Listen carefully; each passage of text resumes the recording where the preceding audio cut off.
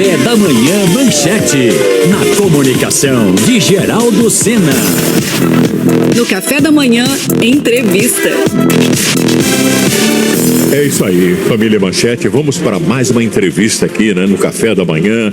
Mas eu tô lembrando a você que daqui a pouco, a partir das 9, o Rafael de França vai mandar muito bem com outras entrevistas e muito jornalismo também aqui na Rádio Manchete. Bom, em relação à nossa entrevista, veja bem, desde meados aí de janeiro, né, diferentes grupos criminosos que agem na região metropolitana aqui do Rio acirraram uma já violenta disputa por territórios, rapaz.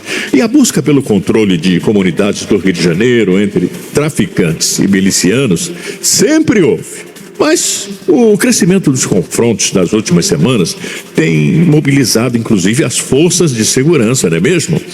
E os confrontos, eles possuem efeitos dramáticos sobre a população que quase diariamente se vê na linha do tiro, acuada, ameaçada e sem saber o que fazer, não é mesmo? E para falarmos sobre segurança pública, nós convidamos hoje também o Paulo Albuquerque. O Paulo Albuquerque é especialista em segurança pública e mestre em combate também, né? Eu vou dar um bom dia ao Paulo Albuquerque aqui, que vai estar conosco aí nessa entrevista, participando, mandando informações importantes. Bom dia, Paulo Albuquerque. O Paulo caiu, né? Não chegou ainda. Ah, sim, agora sim, Paulo. Bom dia. Seja bem-vindo aqui com a gente. Obrigado pela sua participação. Tudo bem? Tá tudo tranquilo. Por enquanto, tá tudo tranquilo. Muito bem, Paulo. Nós estamos falando sobre violência, o Rio de Janeiro sendo muito acuado, estamos dependendo de muita segurança, na verdade, mas às vezes a gente não recebe a segurança necessária. E agora, Paulo Albuquerque, você também é, inclusive, da teoria que as questões relativas aí à violência no Brasil, elas podem ser compreendidas e analisadas não apenas através dos problemas econômicos, sociais, mas também a partir do contexto histórico e cultural do nosso país. Você associa aí a segurança pública, a cidadania e as organizações policiais como ferramentas fundamentais que devem interagir para o surgimento das soluções inovadoras nesta área, Paulo? Em qualquer situação que a gente vai falar sobre segurança pública, a gente sempre vai acabar tocando no assunto polícia, porque eles que estão lá na frente de batalha, né? Então, veja bem, muita gente tem medo da polícia, porque afinal de contas, se você for ver os índices, 20% dos casos de criminalidade estão envolvendo policial, e um número enorme de mortes também. Mas a grande questão é o seguinte: a grande maioria dos policiais são pessoas de bem que estão correndo atrás, se juntando às polícias, a Polícia Federal está se juntando à Polícia Militar, à Polícia Civil, para tentar resolver esse problema. Acontece que, por exemplo, alguns poucos anos atrás, se não me engano foi durante o Covid, o STF determinou que a polícia não fosse subir às comunidades, né? E também determinou que os helicópteros não deveriam agir. Então aconteceu uma coisa muito interessante. A tecnologia melhorou a atuação policial. Por quê? Começaram a ser usados os drones. Então, os drones, eu vi várias filmagens para analisar, eles ficam lá em cima, o criminoso não enxerga o drone, não vê, ele está vendo de noite. Então, a polícia consegue ser mais cirúrgica, ver onde os bandidos estão escondendo, onde eles estão entrando, tá? E ela consegue fazer uma atuação muito mais cirúrgica, muito mais pontual, muito menos violenta, muito menos assustadora do que os helicópteros. Bom, no caso aí, a tecnologia utilizada aí pela polícia, ela é mais eficaz? Os drones são, no caso aí, uma boa opção? Os drones são muito mais eficazes, tá? Porque olha só, imagina um helicóptero entrando numa comunidade, aquela barulheira, o criminoso já se esconde, né? As pessoas ficam com medo, com razão, né? E o bandido também podia atirar no helicóptero de volta, né?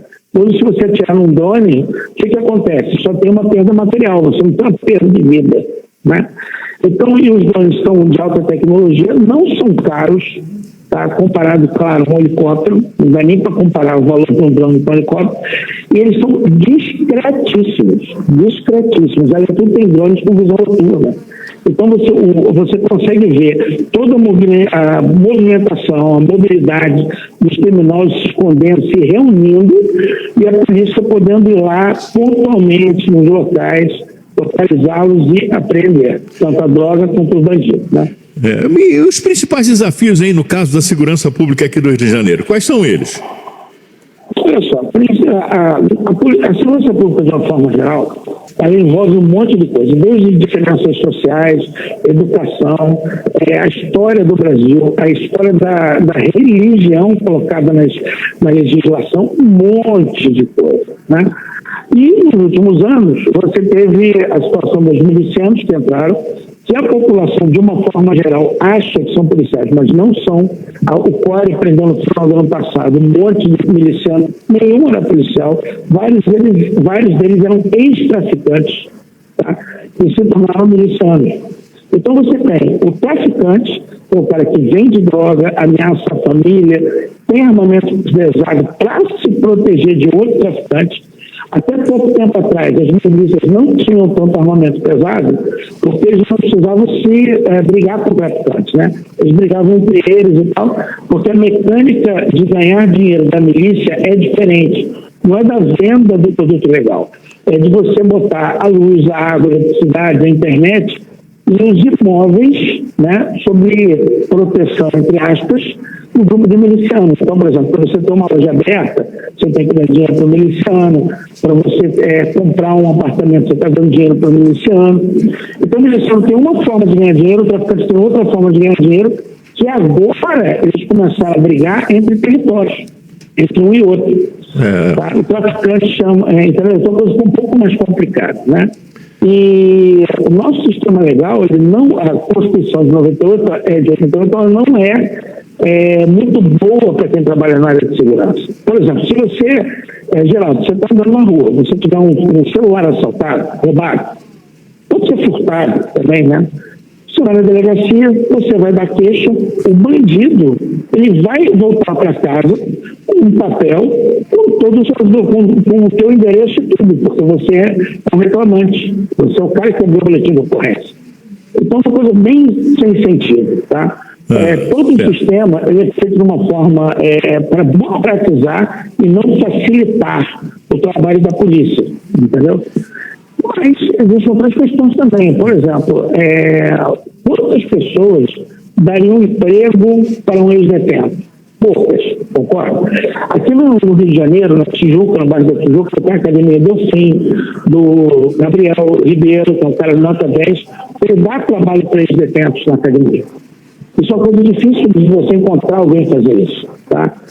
Alguém que tenha vontade de ajudar esse detento. E quando a pessoa vai presa, ela não só encarceramento em massa, mistura todo mundo, pressiona, coloca o cara sob tensão. Eu já estive no presídio de Bauru, tá? Através do professor Douglas Passos Gonzalez, que é um mestre de combate também, e ele me ajudou a ir lá conhecer e estudar o presídio modelo, como vivem os detentos. É uma coisa que você não gostaria de ficar lá mais do que 10 minutos. É triste, né? É triste. Horrível.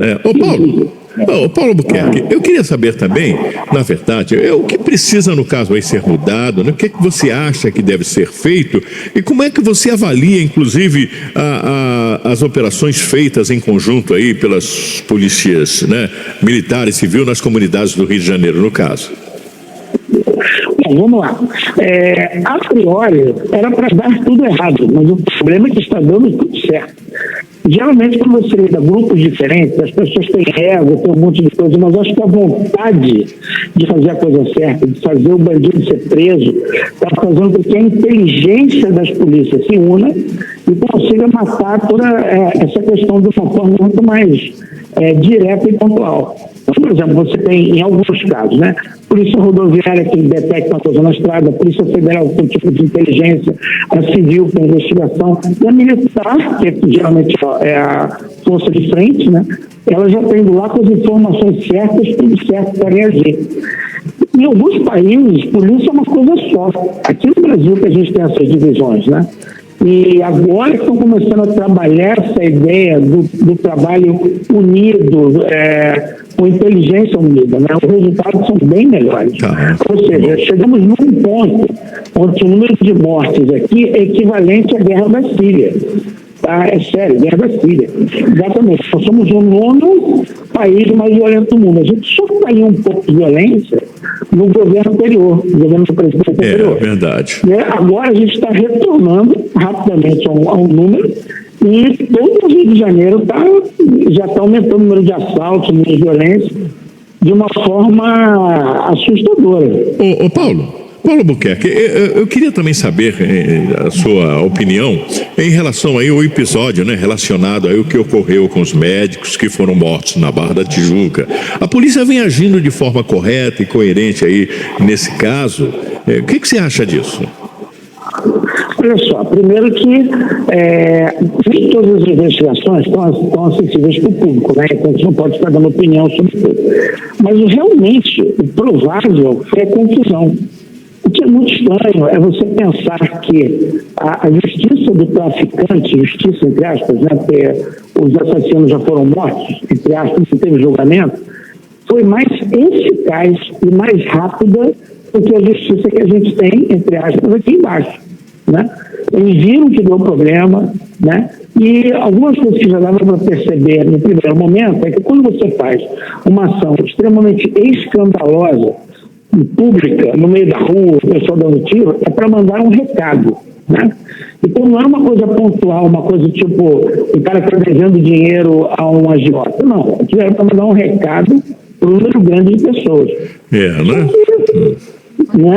É um negócio bem... Aliás, eles deram um recado, né? O que o traficante deu o recado para toda a população podemos matar você onde quiser, e se a gente errar, a gente mesmo vai se julgar. Esse é o recado. O recado é que eles ainda estão com a força nas mãos. O Estado não está tendo controle sobre isso. Agora, veja bem, entendeu? Olha aqui, Paulo. Aqui, em meio à crise que nós estamos passando, né, o governador do Rio de Janeiro, ele comentou o seguinte, que a Secretaria de Segurança, ela não faz a menor falta. Como é que você analisa aí essa opinião do governo aí, do Cláudio Castro? Olha só, na minha opinião, ele é político, ele não é um especialista em segurança. Então, só por isso, ele já mostrou que ele não tem uma opinião correta sobre isso. Você tem que ter uma segurança mesmo, uma secretaria correta, que estude, que ajude a unir os policiais. Que o Estado está fazendo. Então, essas opiniões que vêm de um cara que é apenas político não ajudam em nada. Inclusive, não ajuda em nada, inclusive baixa a moral de quem está fazendo a coisa certa. É triste, né? Olha, Paulo Albuquerque, ele é especialista em segurança pública, né? É mestre de combate também, está participando conosco, dando explicações sobre toda essa situação. Agora, ô Paulo Albuquerque, você como mestre também em combate, né? Explica pra gente aí o que é e qual é o principal objetivo no caso. O que é combate, tá? Eu vou falar da forma mais simples possível. As pessoas, de uma forma geral, pensam em aula de defesa pessoal, aula de arte marcial. Só que tem um problema. A arte marcial e defesa pessoal não resolve o problema que o Rio de Janeiro vive. Veja bem, você tem que ter uma capacidade de perceber o que está acontecendo ao redor, você ter planos de fuga, saber o que você vai fazer se tiver um tiroteio na rua, onde eu vou me esconder, se eu vou me esconder, saber o que vai acontecer se alguém botar uma faca no pescoço da sua mulher, não para te assaltar, mas para levá-la para um sequestro. Então, defesa pessoal, arte marcial, eles resolvem só um aspecto do problema. Essa é a ideia do combate, né? Ensinar o aluno tudo que a gente puder de segurança, já estudado há décadas, tá? E trazer para a cabeça da pessoa.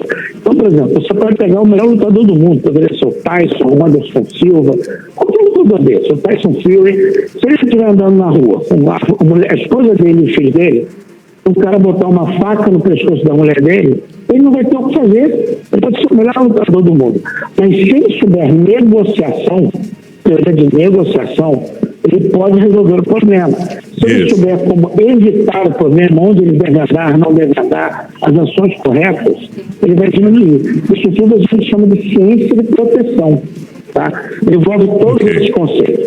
Além disso, claro, no último caso, o último recurso seria você utilizar um armamento, arma de fogo ou faca, ou luta ou defesa pessoal. Mas tudo isso está incluído no conceito do combate. Entendeu? Tem curso online, tem curso presencial. Tá bom, Paulo. E a ideia é essa. Tá? A gente quer lhe agradecer a sua participação, Paulo Albuquerque, né? Especialista em segurança pública e mestre de combate também. Muito obrigado pela sua participação. Valeu muito, tá bom, Paulo? Muito obrigado, Jair. É uma oportunidade ótima de falar com vocês no canal. Estamos à sua inteira disposição. Tá bom. Paulo Albuquerque, especialista em segurança pública e mestre de combate também, né? Com as explicações necessárias que a família Manchete precisa saber. Muito obrigado, portanto.